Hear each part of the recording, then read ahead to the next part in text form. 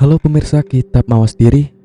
Untuk video kali ini saya akan menyampaikan satu cerita sejarah yang mesti tidak kalah menarik untuk diulas dan dibahas secara lugas. Tanpa berlama-lama, inilah judul ceritanya. Ramalan Jayabaya.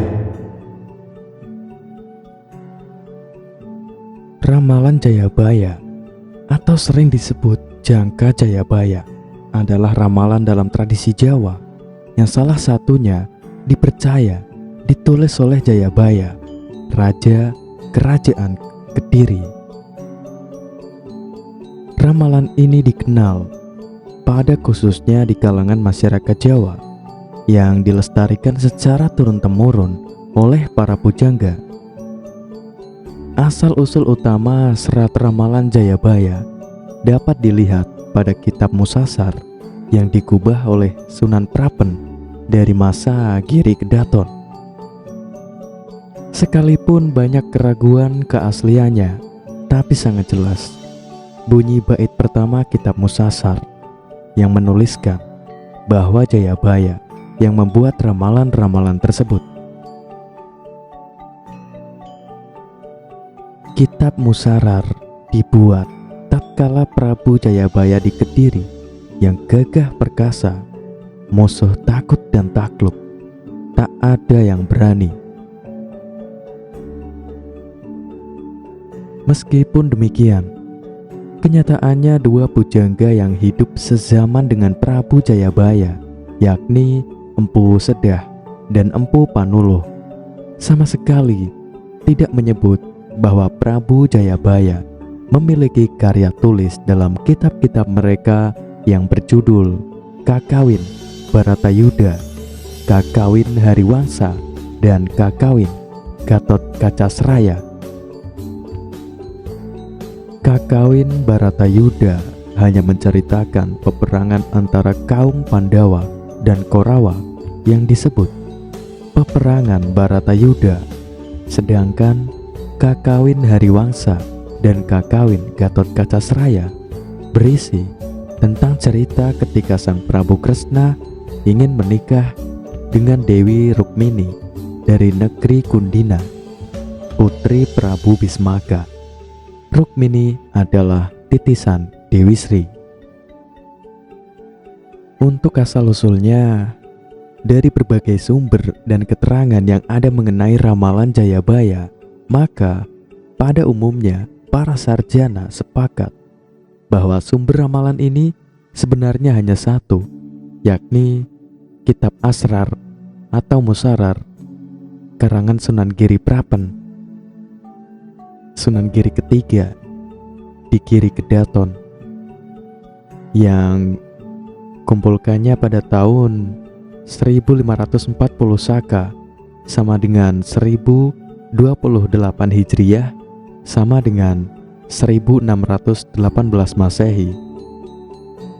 Hanya selisih 5 tahun dengan selesainya kitab Pararaton tentang sejarah Majapahit dan Singasari yang ditulis di Pulau Bali 1535 Saka atau 1613 Masehi.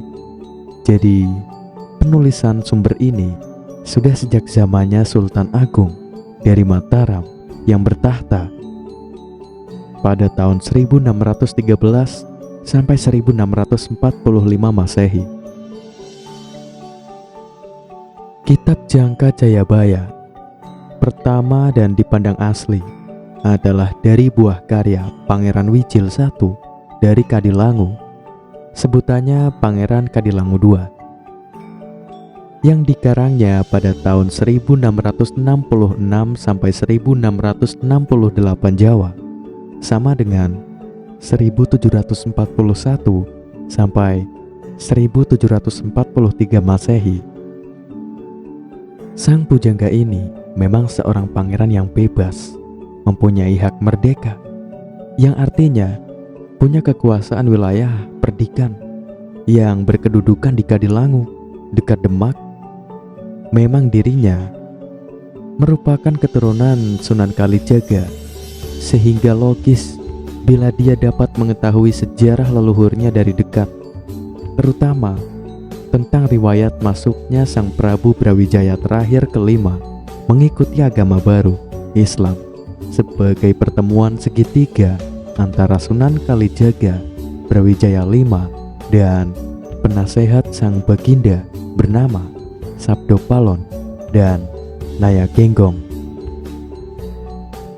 Di samping itu, dia menjabat sebagai kepala jawatan pujangga Keraton Kartasura tatkala zamannya Sri Pakubuwono II tahun 1727 sampai 1749. Hasil karya sang pangeran ini merupakan buku-buku misalnya Babad Pajajaran, Babad Majapahit, Babad Demak, Babad Pajang, Babad Mataram, Raja Kapa-Kapa, Sejarah Empu, dan lain-lain. Tatkala Sri Pakubuwono I naik tahta pada tahun 1704 sampai 1719, yang penobatannya di Semarang, gubernur jenderalnya bernama Van Outhoorn, yang memerintah pada tahun 1691 sampai 1704. Kemudian diganti G. Van Hoorn pada tahun 1705 sampai 1706. Pangerannya sang pujangga yang pada waktu masih muda didatangkan pula di Semarang sebagai penghulu yang memberi restu untuk kejayaan keraton pada tahun 1629 Jawa, sama dengan 175 Masehi, yang disaksikan G. Van Hoorn. Ketika keraton Kartasura akan dipindahkan ke Desa Sala, sang pujangga diminta pendapatnya oleh Sri Pakubuwono II. Ia kemudian diserahi tugas dan kewajiban sebagai peneliti untuk menyelidiki keadaan tanah di Desa Sala yang terpilih untuk mendirikan keraton yang akan didirikan tahun 1669 Jawa atau 1744 Masehi. Sang pujangga wafat pada hari Senin Pon 7 Maulud tahun B Jamiah 1672 Jawa atau 1747 Masehi, yang pada zamannya Sri Pakubuwono XI di Surakarta. Kedudukannya sebagai Pangeran Merdeka diganti oleh putranya sendiri, yakni Pangeran Sumekar, lalu berganti nama Pangeran Wijil II di Kadilangu.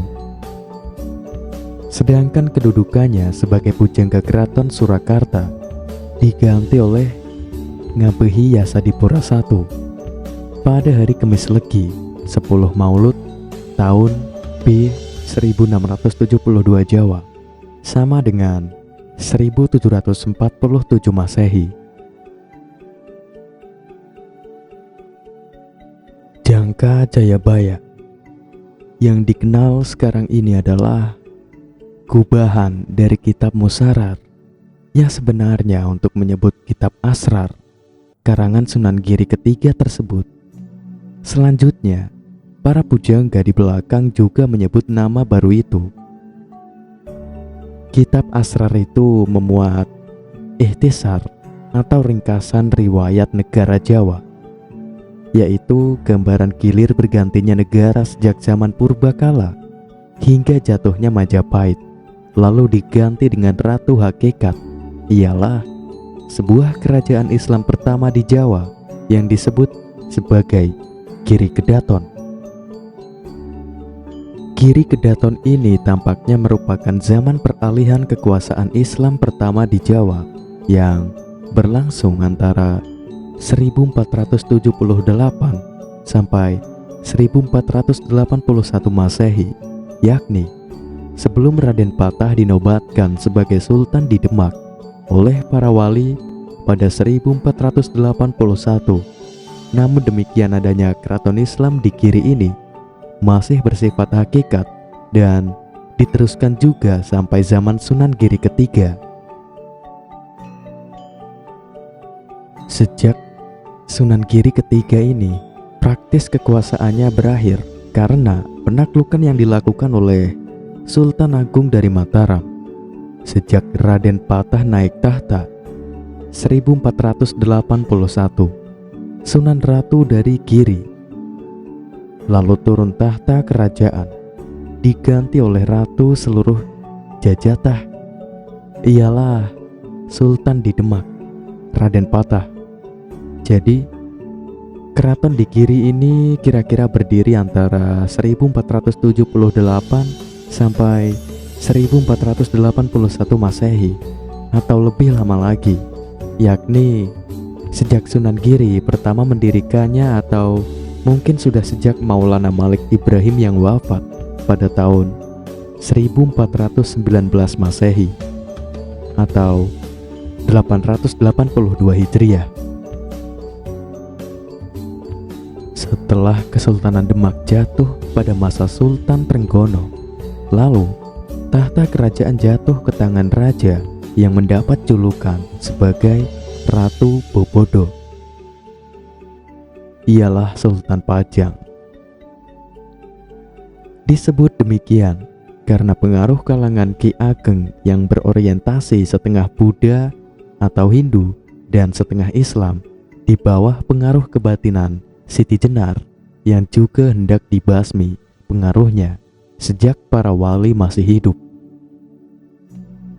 Setelah kerajaan ini jatuh pula, lalu diganti oleh penguasa baru, yakni Ratu Sundarawang, ialah Mataram bertahta dengan gelar Prabu Hanyokrokusumo atau Sultan Agung yang berkuasa di seluruh Jawa dan Madura.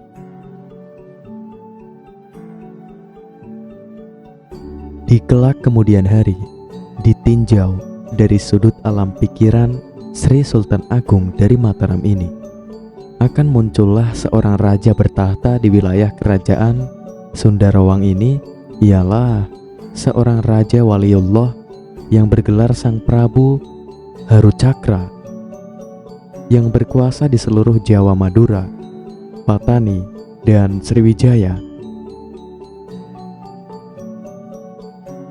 Wasiat Sultan Agung itu mengandung kalimat ramalan bahwa kelak sesudah dia turun dari tahta, kerajaan besar ini akan pulih kembali kewibawaannya.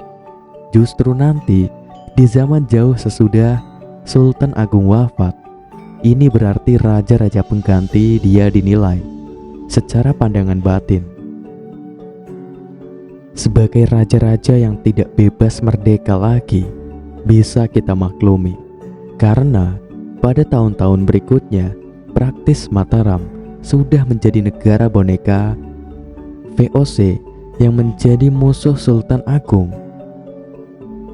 Ingat peran Sultan Agung dengan VOC tahun 1628 dan 1629 yang diluruk ke Jakarta atau Batavia oleh Sultan Agung.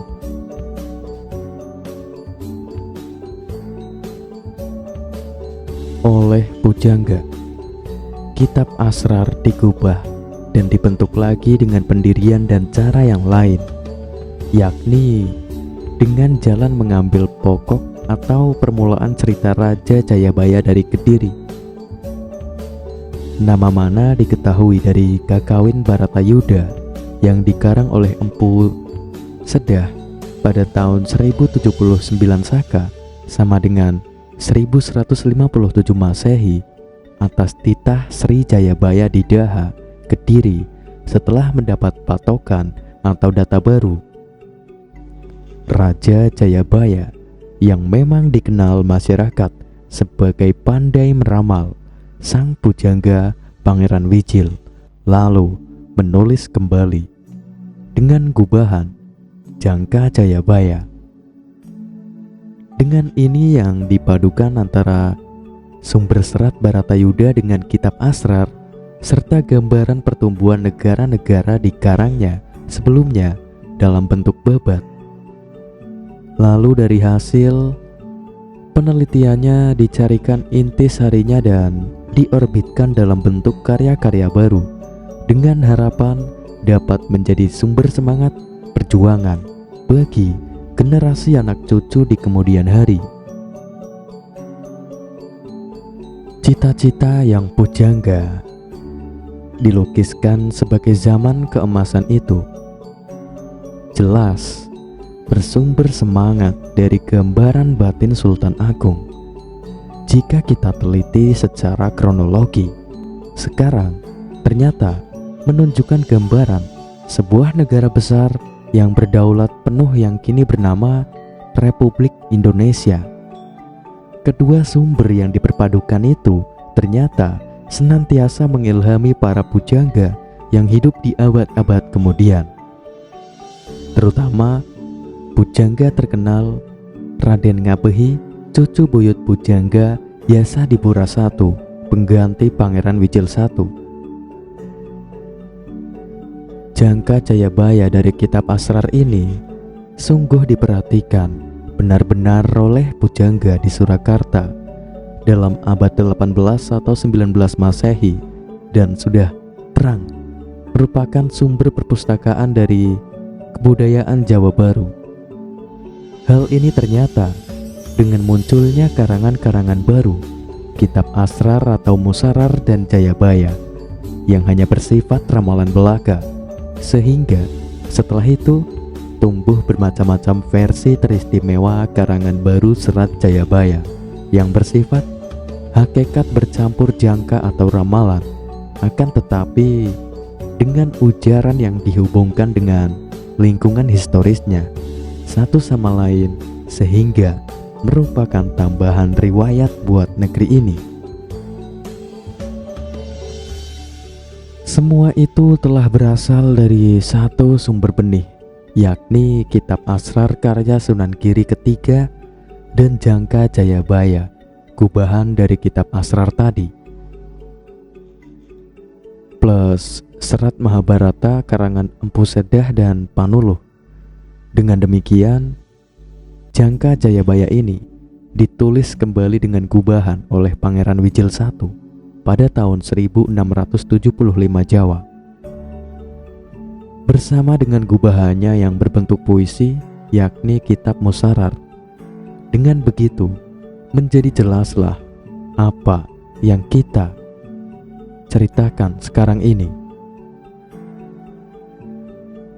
Kitab Musarar dibuat tatkala Prabu Jayabaya di Kediri yang gagah perkasa, musuh takut dan takluk, tak ada yang berani.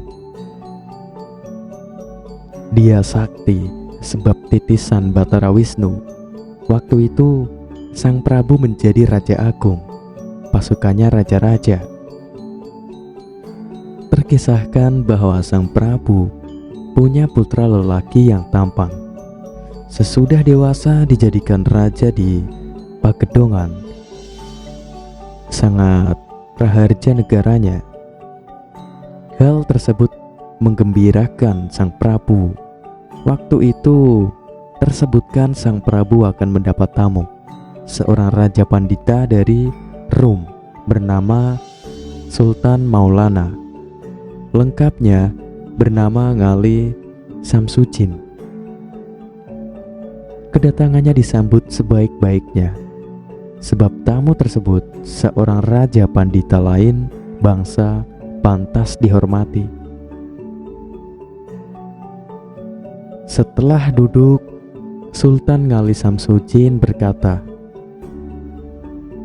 "Sang Prabu Jayabaya, perkenankan saya memberi petuah padamu mengenai kitab Musarar."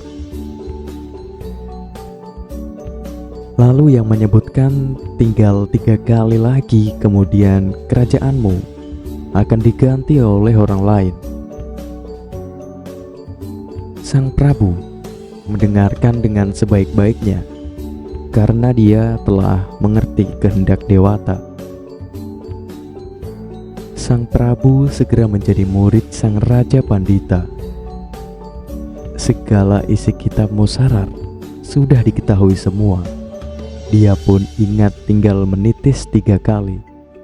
Kelak akan diletakkan dalam teken Sang Pandita yang ditinggal di Ka'bah yang membawa Imam Supingi untuk menaikkan khutbah. Senjata ecis itu yang bernama Udarati. Di kelak kemudian hari ada Maulana, masih cucu Rasul, yang mengembara sampai ke Pulau Jawa, membawa ecis tersebut.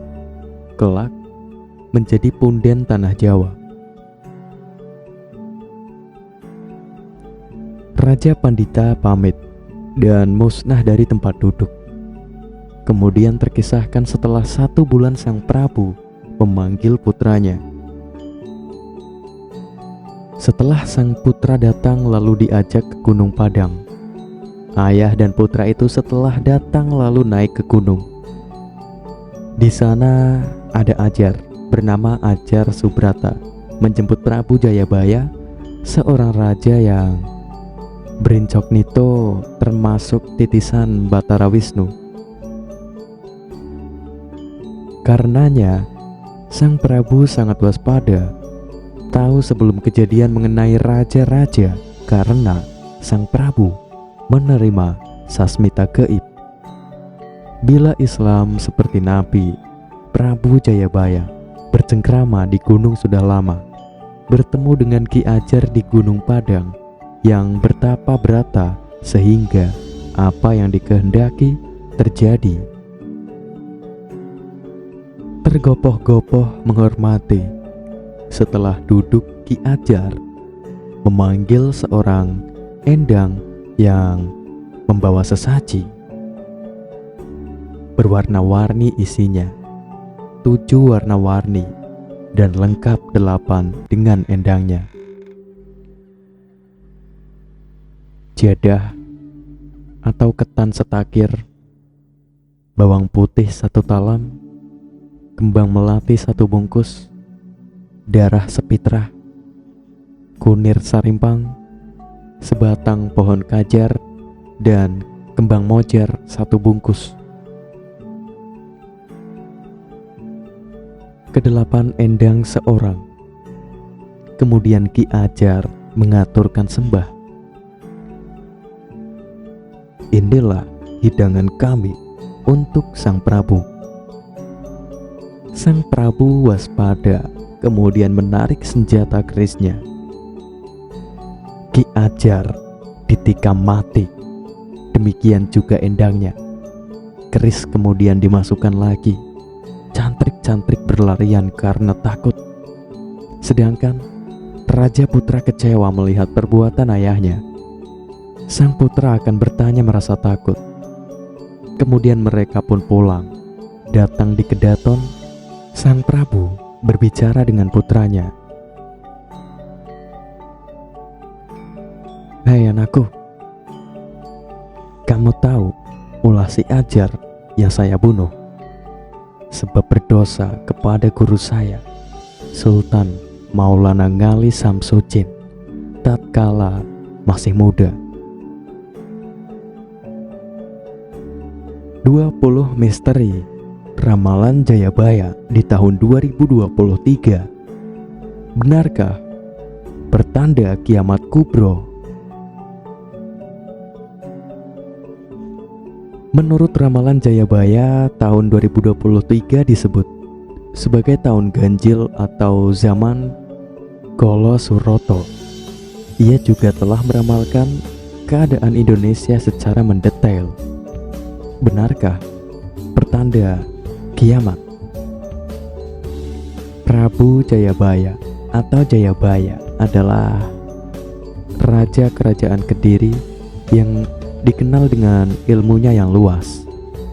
Berkat kepintarannya, Jayabaya berhasil membawa Kediri ke puncak keemasan di tahun 1135 sampai 1157.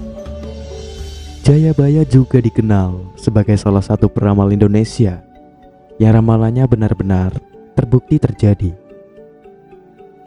Yang terkenal pada masanya adalah kehadiran kereta yang bergerak tanpa kuda. Kala itu, ia pernah memprediksi kehadiran kalung besi atau rel kereta sebagai jalan utama di tanah Jawa. Jayabaya juga meramalkan hilangnya pasar barter dan mulainya era pertukaran dengan selembar kertas atau uang. Lantas, apa saja ramalan Jayabaya di tahun 2023? Langsung saja kita simak. Jayabaya 2023, tahun ganjil zaman Kolo Suroto. Ramalan Jayabaya pada tahun 2020 telah benar banyak terjadi, mulai dari bencana, wabah, dan kejadian besar yang berdampak bagi kehidupan umat manusia. Kali ini dalam ramalannya Prabu Jayabaya menyebutkan tahun ganjil masuk tahun Suryo yang dimulai pada tahun 2021 sampai tahun 2100. Ramalan Jayabaya menyebutkan bahwa zaman ini disebut sebagai zaman Kolo Suroto, yang artinya zaman haus. Zaman Kolo Suroto menggambarkan tanah Jawa yang banyak dihuni oleh orang yang manis budinya dan lemah lembut akan berganti dan menemui kiamat kubro. Gambaran tahun ganjil tahun 2023 sebagai Azala zaman Kolo Suroto dituliskan dalam ramalan Prabu Jayabaya, yakni akan datangnya bangsa asing ke bumi Nusantara ini. Ia juga sudah meramalkan keadaan Indonesia secara mendetail, bahkan sudah juga meramalkan hadirnya Sang Ratu Adil, yakni Satrio Piningit. Ratu Adil sendiri merupakan seorang pemimpin yang akan menjadi penyelamat dan akan menjadikan keadilan serta kesejahteraan sebagai hal utama pada masyarakatnya. Ratu Adil itu disebut juga dengan nama Eru Cokro. 20 misteri ramalan Jayabaya. Ramalan Jayabaya di tahun 2023 sendiri disebut-sebut sebagai pertanda kiamat kubro. Kiamat kubro diartikan sebagai kiamat besar yang menyebabkan kehancuran seluruh alam semesta beserta isinya. Selain Jayabaya, peramal Jawa Mbak Yu juga sempat memaparkan terawangannya pada saat itu di tahun 2021. Dan berikut ini adalah misteri dan tanda-tanda kiamat kubro yang diramalkan Jayabaya di tahun 2023. Yang pertama, omah Allah saya dipuja. Rumah maksiat semakin dipuja. Kedua, wong wadon lacur ing ngendi-ngendi. Banyak perempuan pelacur di mana-mana. Ketiga, akeh laknat, banyak kutukan. Keempat, akeh pengkhianat, banyak orang pengkhianat. Kelima, anak mangan bapak. Anak berani pada bapaknya. Sedulur podo mangan sedulur. Saudara makan saudara, tidak rukun. Konco dadi musuh, kawan menjadi lawan. Guru disatru, banyak guru dimusuhi. Lalu kesembilan, tonggo kang podo curiga. Tetangga saling curiga. 10, pedagang akeh sing keplarang. berdagang, banyak yang tenggelam. 11. Wong utama akeh sing dedi. Penjudi banyak yang merajalela. 12. Akeh barang kang haram, banyak barang haram. 13.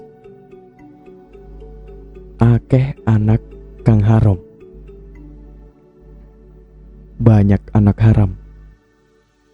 14.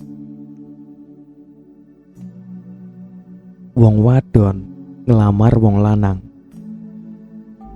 perempuan melamar laki-laki. 15. Wong lanang ngasurake derajate dhewe, laki-laki menghina derajat sendiri. 16. Akeh barang-barang mlebu luang, banyak barang-barang yang terbuang. 17. Akeh wong keliren lan wudo, banyak orang lapar dan telanjang. 18. Wong tuku nglenik sing dodol, pembeli membujuk penjual. 19. Sing dodol podo akal okol, penjual membujuk si penjual. Dan yang terakhir 20. Wong golek pangan koyok gabah diinteri. Mencari rezeki ibarat gabah ditampi.